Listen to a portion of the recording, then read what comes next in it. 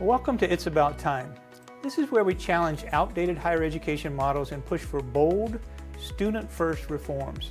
In this series, we sit down with top policy leaders and innovators to rethink success in higher education and explore how we can break free from outdated structures. Today, we're joined by James Kvaal, the former U.S. Undersecretary of Education and a leading voice in higher education policy. Our conversation will focus on innovation in higher education and the role of the federal policy in creating change that will benefit students. So let's dive in.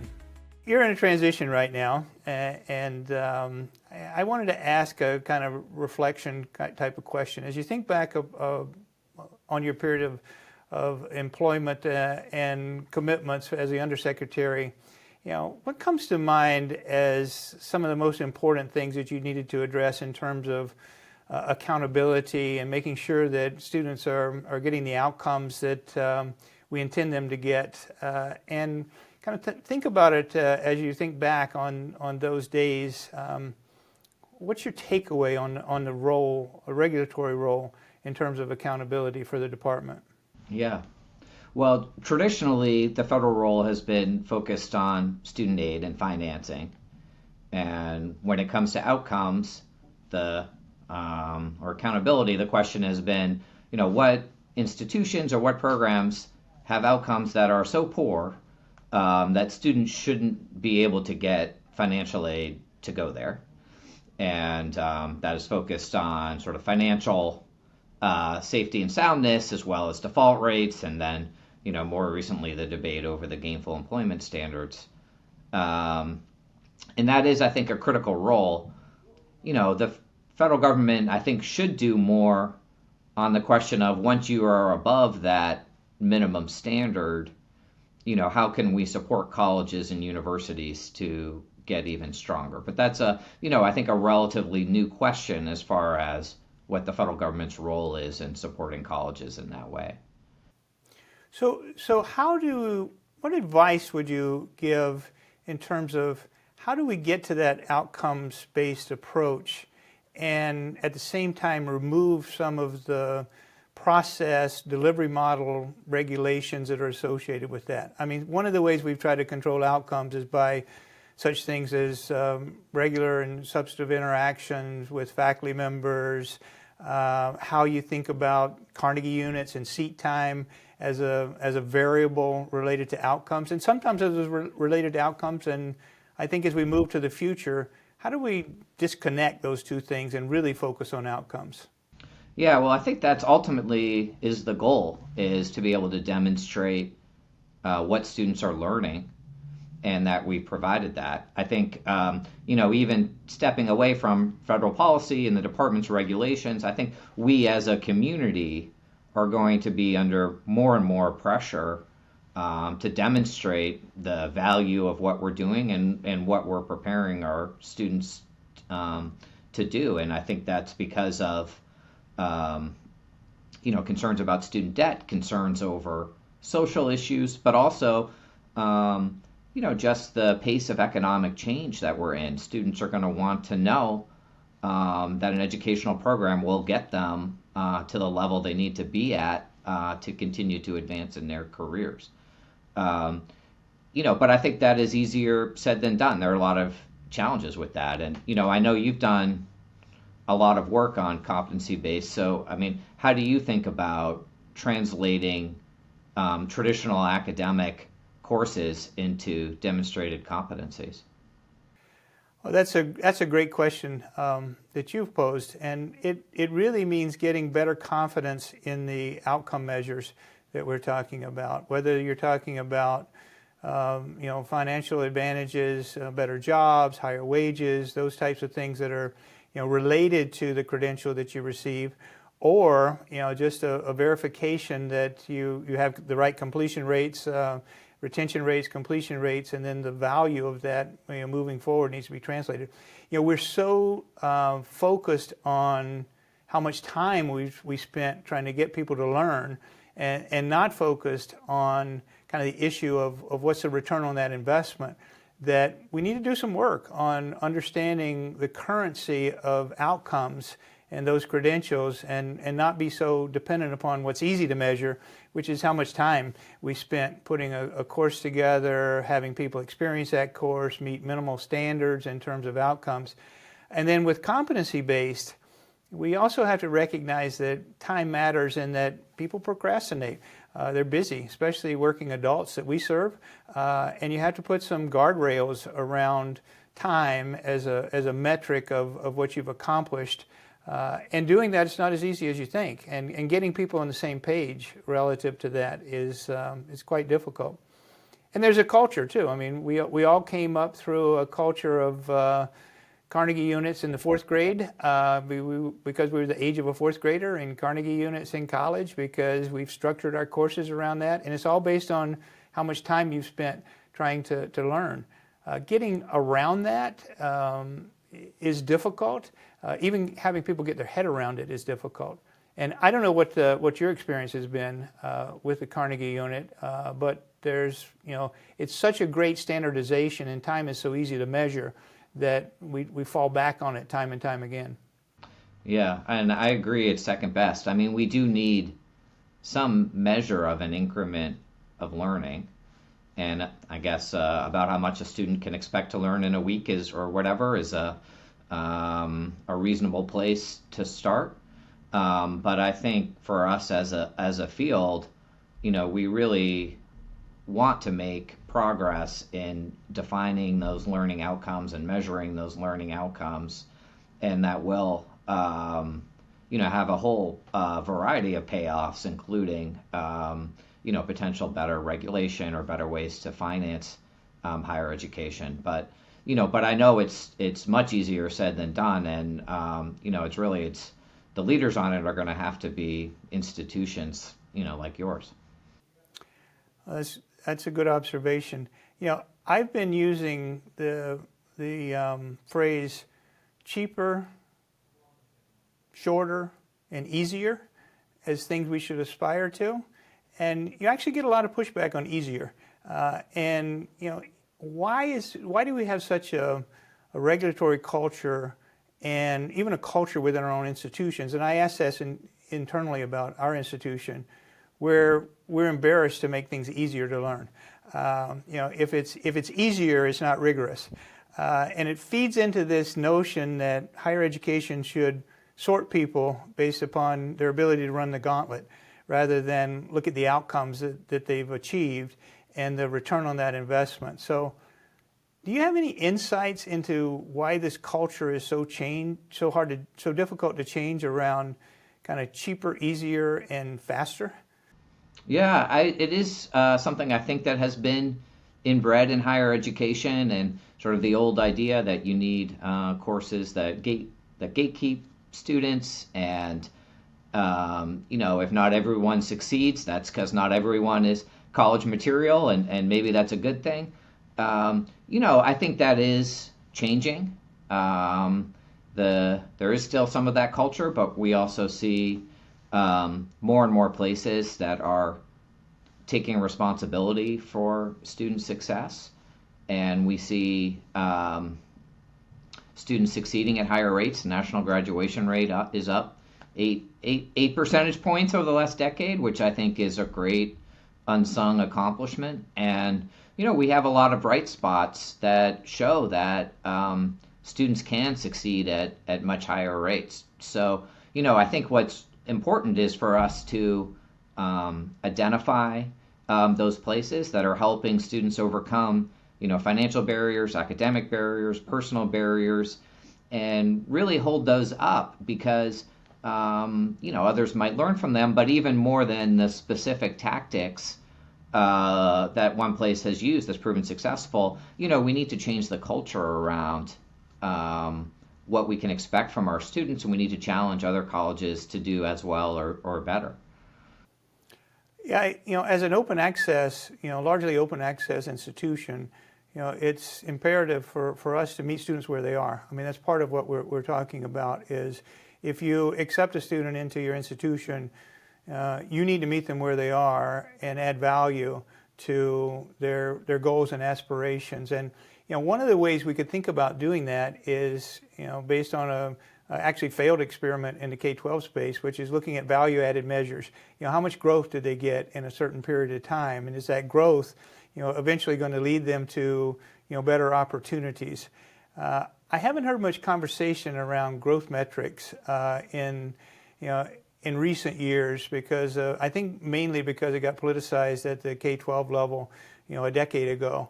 But this value-added movement to say if we take students and we meet them where they are, and we continue to move them towards their goals and better return on the investment, it's a difficult thing to do. But I haven't heard much language around that. Have you? No, I haven't heard it discussed in the higher education context. And I think one of the challenges with outcomes is often that it just takes so long to find out if a student graduates and goes on and is in the workforce, and how long do they need to be in the workforce before you can fairly measure. So it is important for us to be thinking about, what are the milestones on the way to that, that successful ultimate outcome, so that we know that students are on track and we have a feedback loop that is, months or a year as opposed to, 6 or 8 or 10 years. So when you think about your time in office, what might the Democrats have done better in running the Department of Education? You can answer that or not, but I'll ask you the same question about Republican strategy.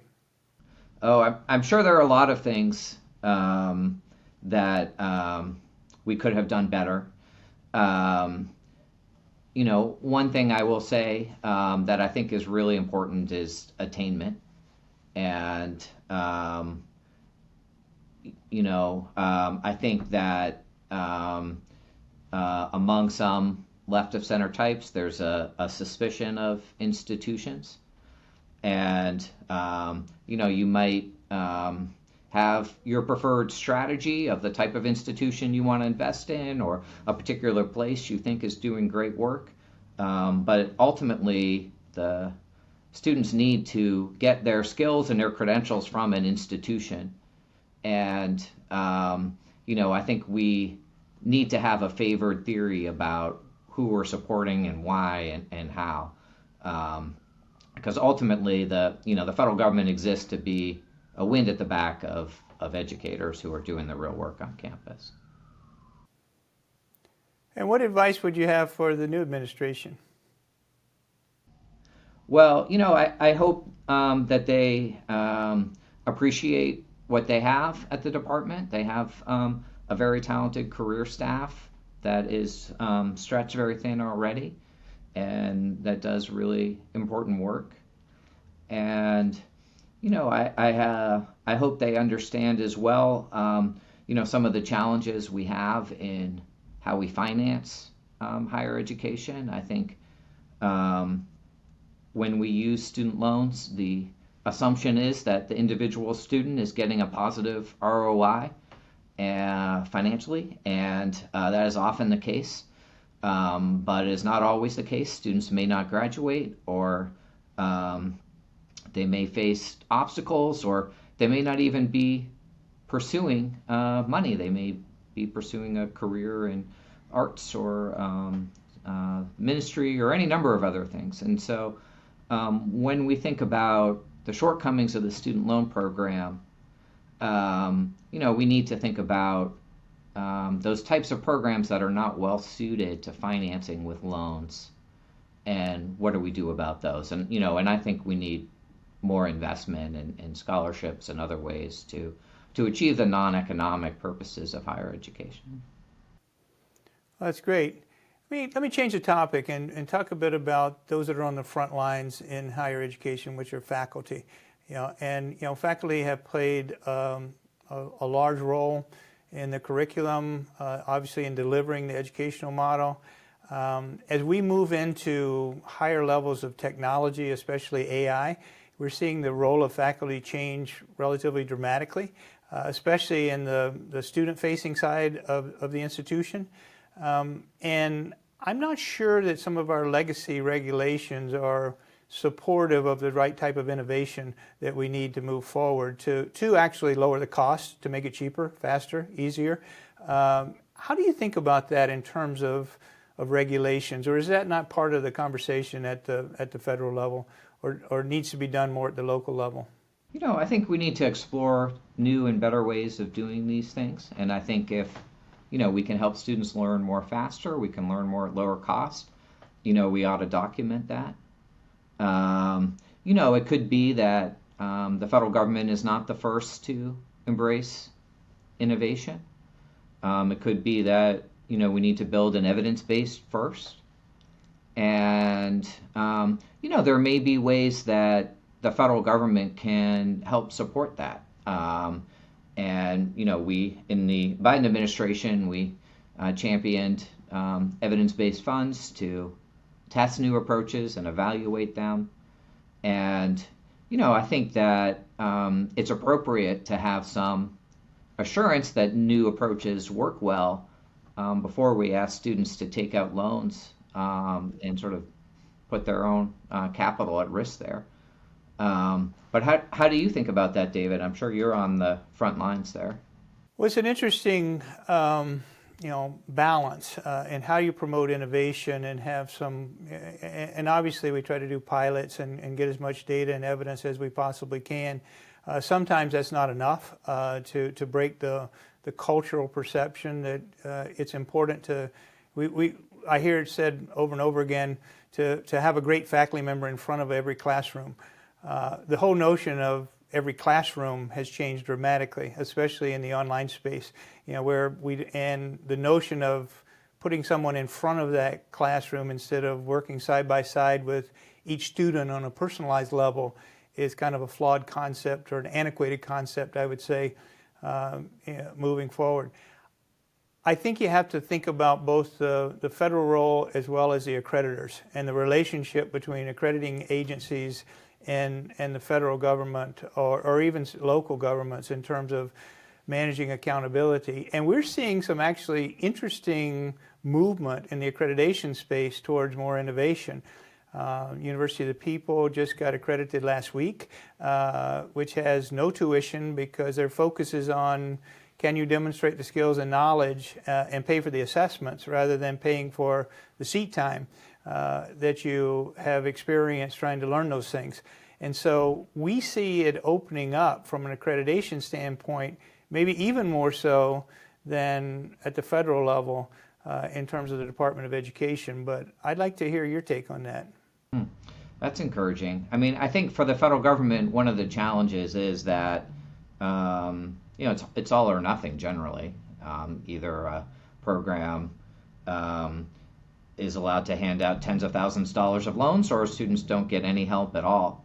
And I think that's a challenge for us as we want to progress new approaches. So I think we should be thinking about, is there a way to create some kind of sandbox or venture fund where we set a high bar for the types of outcomes we expect, and we give people an opportunity to test new approaches and prove that they can do it, and then build an on-ramp onto eligibility for student aid more generally. Yeah, the most flexibility is a declaration that you're not going to seek federal financial aid, and then it opens up new opportunities. And we've explored some of those even internationally, where students are not eligible, or we don't want them to be eligible for Title IV funding, and it increases the flexibility of what we're able to offer, and develop some evidence around the outcomes associated with that. So I think that's a promising approach. Interesting. What would be helpful in terms of interactions with universities, and are we doing that? How successful are universities and their representatives, their group representatives, in developing appropriate relationships and interactions with the department? And how could we get better as a group in doing that? I think that there's a lot of misunderstanding on both sides, honestly. I think the department staff do not understand the innovation community as well as I would like them to. And I think that entrepreneurs often don't understand the department's goals or the department's processes or what a given step means in context. So I think there should be a lot more dialogue. I think it would be helpful to think about other ways to support innovation, whether it's seed funding, evaluation funding, data. What are the things the federal government can do? I also think it's really helpful to meet students, and I think that outside people who work full time in higher education, there's still some misconceptions about who we're serving and what their needs are, and the more we can do to talk about who students are beyond sort of full-time, upper middle class residential students, but who students really are these days, I think that is really helpful for policymakers too. I think that's one of the things that we're starting to accomplish through the President's Forum, is we have a number of like-minded institutions that are student-centric in their focus, but their students, our average age student at UMass Global is undergraduates are 36 years old and graduate students are 37 years old, and they're all working. I mean, the one thing they have in common, they're an incredibly diverse group of students across most of the membership of the President's Forum, but especially at UMass Global. The one thing they have in common is they're working full-time. So to expect them to, fall in line with a set of synchronous requirements for showing up at certain periods of time, they need that increased flexibility, and we need to provide that to them without sacrificing any of the standards or expectations in terms of retention and completion. But it takes them a longer period of time. It's not 8 years, and our most successful and both proud and excited graduates, when I get to do commencement, which is my favorite day anytime we have a commencement, it's the best part of your job as a university leader. Our students bring 20, 30 people to commencement that have helped them along a journey, and many of them are in their 10th year as an undergraduate to do this. We get no credit for them for 8-year completion rates, but they are the proudest and most excited students and see the value of their work and commitment in ways that I didn't experience when I was at more traditional institutions. I mean, the expectation at traditional institutions for a 22-year-old was they were going to graduate, and if they didn't, everyone was disappointed in them. This expectation for working adults is that when you make it, you've actually made it in a significant commitment that involves so many people in your life that one of the angriest notes I got was from a student who we only gave 20 tickets to commencement. He said, "I need 40. I said, I'll give you 40.